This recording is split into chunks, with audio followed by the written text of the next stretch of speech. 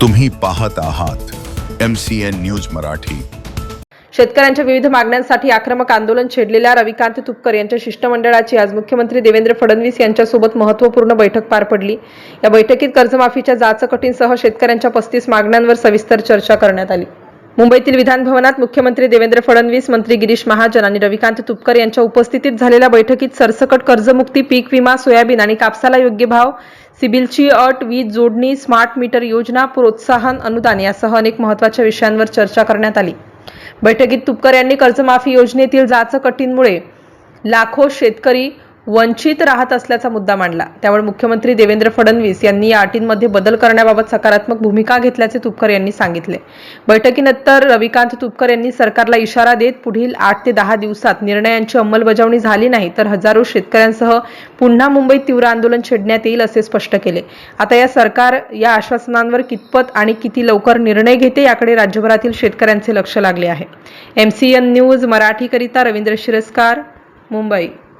सरसकट कर्जमुक्ती व हक्काच्या पीक विम्यासाठी आम्ही शेतकऱ्यांनी काल मुंबईच्या विधान भवनात घुसण्याचा प्रयत्न केला। मोठं आंदोलन विधान भवनाच्या प्रवेशद्वारावर झालं। अनेक शेतकरी झाडावर चढून बसले, त्यामुळे सरकारची तारांबळ उडाली आणि जे सरकार चर्चेला तयार नव्हतं शेतकऱ्यांशी, ते सरकार अखेर चर्चेला तयार झालं। जलसंपदा मंत्री गिरीश महाजनांच्या माध्यमातून आज विधान भवनात मुख्यमंत्री देवेंद्रजी फडणवीस यांच्याबरोबर जवळपास आमची पाऊण तास चर्चा झाली। या चर्चेमध्ये कर्जमाफी योजनेतले जाचक निकष आणि अटी काढून टाका अशा पद्धतीची भूमिका आम्ही घेतली आणि एक एक मुद्दा त्यांच्या लक्षात आणून दिला की ह्या अटी आणि निकषांमुळे शेतकरी या कर्जमाफी योजनेत कसे बसणार नाहीत।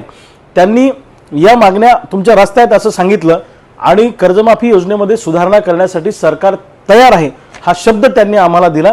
तुम्ही ज्या सुधारणा सुचवल्या त्या आम्ही त्या सुधारणा 100% करू हाही शब्द त्यांनी दिला।